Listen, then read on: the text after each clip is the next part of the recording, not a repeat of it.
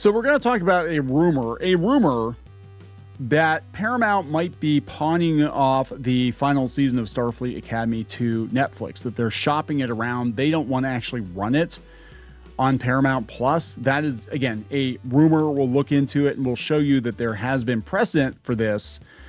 But anyway you slice it, Starfleet Academy was a huge, huge failure for Paramount. And now that we have the Ellisons in charge and they want to, I guess, course correct or at least change the direction of the Star Trek franchise going forward, Starfleet Academy is definitely not part of the plan. In fact, it was canceled before the second season was finished filming, I think, or like right after the second season was filming.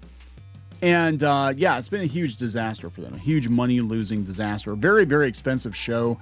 And I know people have tried to do damage control with the numbers, but the numbers are not good. According to some reports, fewer than 40,000 people actually watched it on Paramount Plus. They tried putting it on YouTube, and I know Gary from Nerdrotics just put an action figure of Spock in a chair, and it got more live viewers than the damn Star Trek show, the official, quote unquote, official Star Trek show.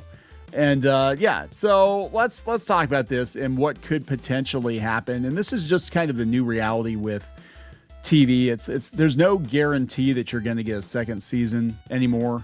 And the thing that irritates me is when we have showrunners set up the mystery boxes, right? They set mystery boxes and they're like, oh, we're going to tease all these things that are going to happen 5 seasons from now. I'm like, bitch, you're lucky if you get 2 seasons.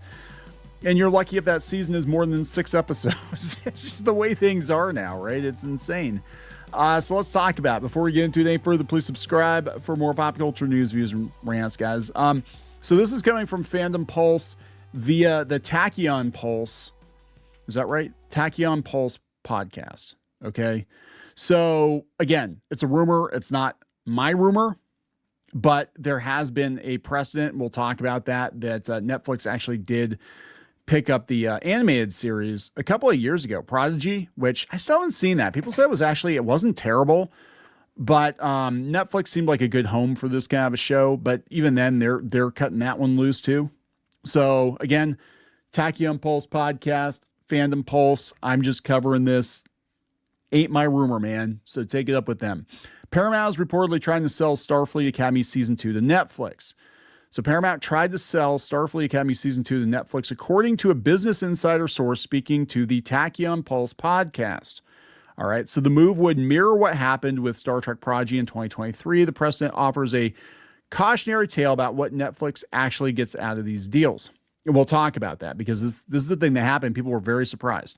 Tachyon Pulse's host was direct about the sourcing. I've exclusively been talking to a business insider over at Paramount in this case, and they have said they have seen evidence, and this is firsthand, so I can't really say it's a rumor. I think it's news that actually, yes, Paramount tried to sell Starfleet Academy Season 2 to Netflix. Okay, the proposed deal would bundle both seasons together. That would probably include a deal for them to show Academy Season 1 as well. The host explained, drawing the explicit parallel, Prodigy is probably the closest example of this. So they basically want to push Starfleet Academy over there. Why are they doing this? Well, we've seen a lot of networks do this, and people are like, well, it doesn't make sense. I'm like, yeah, they have to pay.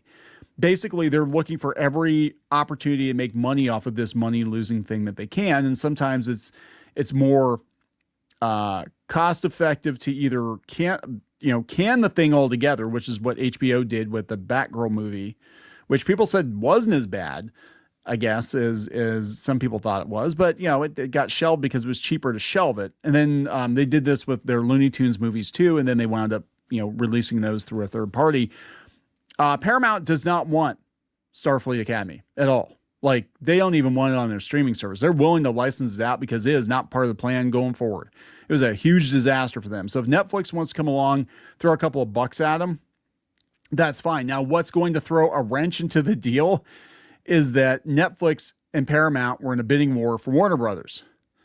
So I don't think they're real friendly right now. And apparently there's a whole bunch of shit going on with, Netflix apparently trying to sabotage Paramount's attempt to get Warner Brothers. I don't know, but I don't think they're real friendly right now. So I'm thinking that this might have been on the table before everything went to hell, but who knows? Who knows? Prodigy established the template. Paramount canceled the series in June of 2023 after it underperformed on Nick and Paramount Plus. Fans launched a Vocals Save Prodigy campaign, including an aerial banner flown over studio offices. See also the Snyderverse. And Netflix picked up the show later that year. Season 1 dropped on Netflix in late 2023, season 2 in 2024. And Kurtzman thanked the fans for the rescue. What Netflix got for their investment tells the real story, though. Season 2 charted in the top 10 in 8 countries its debut week, mostly in Europe, peaking at number 3 in Germany. Sustained engagement collapsed. By 2026, Prodigy carries a buzz score of 0.5 out of 100. I keep forgetting the show existed. Like, everybody's telling me, I'm going to be fair here. Everybody that I know that loves Star Trek and animation has told me this is probably the best Star Trek thing that was produced on Kurtzman's watch, and I keep forgetting it existed. I might have to check it out sometime. I don't know. I actually like the original Star Trek animated series, like the old one. I thought that was pretty good. Yeah, so it ranks, wow, 1,156th among all television shows. Netflix passed on a season 3 and is pulling the series from the platform entirely. Again, probably to save money. See also Willow. See also, God, there's some other shows that have been pulled. There's so many shows that have been pulled off of platforms. The She-Ra, the Netflix She-Ra. So they pulled that off of the platform too, but I think they had a deal with DreamWorks. And, but it just tells me that the engagement's not there. I think they're like, well, if we take this show off the platform, we can write it off or something. Cause maybe, I don't know how they figure this stuff out. I mean, this is Hollywood accounting. I'm guessing it's legal. I don't know, but it's like, if we take this show off and we take a write-off, well, people shut businesses down all the time. And they take a write-off. Like, you actually can take a massive write-off on your taxes if you close a business. So I think they're probably looking at like, well, we're not in the Star Trek business anymore. They said Netflix bought Prodigy, banking on the broader Star Trek audience demographic with demonstrated loyalty and purchasing power for decades. Yes, for 90s Star Trek, for original Star Trek, that audience didn't follow the show to Netflix in meaningful numbers. Fan campaign volume, it turns out, doesn't translate into viewership. So Tachyon Pulse acknowledged the commercial logic for Paramount despite those numbers. I think the show would do okay on Netflix. Again, it's them saying it. I genuinely believe that. The viewing figures were not great for Paramount, obviously. The core business motivation is straightforward. Paramount needs to recoup production costs from a show that failed on its own platform. It would recoup some money. They would get a fee from Netflix. Yeah, exactly. That's why they do it. So here's when this actually happened. And I didn't know that they canceled it again. I guess I thought they were just picking up a second season that was already produced. So this is coming from Yahoo Total Film. Netflix is losing a Star Trek show, but it has little to do with the lack of viewership or anything nefarious. And the showrunners are hopeful we'll find a second life elsewhere. That'd be a third life. Yeah, a Star Trek show that's a favorite for many fans might be about to get lost in space with news that a family-friendly animated series, Star Trek Prodigy, is being taken off of Netflix. The animated series that initially began on Paramount was canceled after one season before it caught the tractor beam of the big red N. Now it's been revealed the show would be at risk of going off the air again, not because of a dip in viewership, they're saying, but due to expiring rights issues. If it were performing, they would have renewed it, right? And again, it's not a dig at the quality. I don't know. I haven't watched it. I've seen clips. It didn't look terrible. I mean, it's a cartoon, obviously. But people said it was actually pretty good. In a joint post from the show's creators, Dan and Kevin Hageman, on X, the heads of Star Trek Prodigy said, while the future removal of Star Trek Prodigy on Netflix is disconcerting, it has little to do with the lack of viewership or anything nefarious. We've come to learn the license for season 1 is up on June 24th and season 2 on December 31st. We hold out some hope someone will pick it up. The next generation of Trek fans deserves it. Yeah, and I don't know. I mean, this whole thing with Paramount and Netflix fighting over Warner Brothers might actually throw a wrench into any plans for this. But it is interesting that Paramount is willing to basically sell Kurtzman era Star Trek to whoever's paying.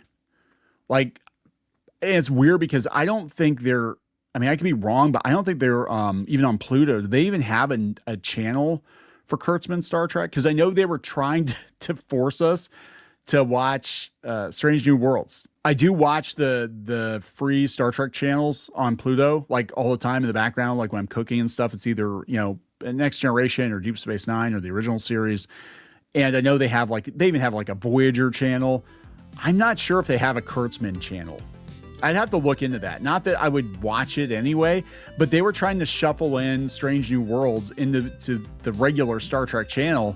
And I don't think it went very well because it didn't last very long. It lasted like a week or two, it seemed like. It was like, wait a second. I'm trying to watch Next Gen. I'm trying to watch the original series.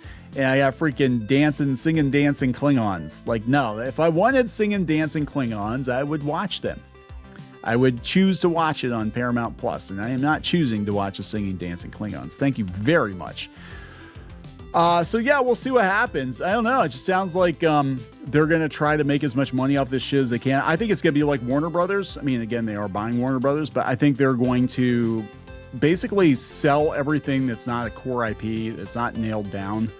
And with Star Trek, I think the Kurtzman era stuff is definitely up for grabs because I think they're going to ignore it. I think they're going to step over it. And they're going to either reboot Star Trek or pretend that the Kurtzman era never happened. I don't know. But it's a pretty interesting rumor that was at least on the table for a while. So I'm going to wrap it up. Please subscribe. We'll talk later.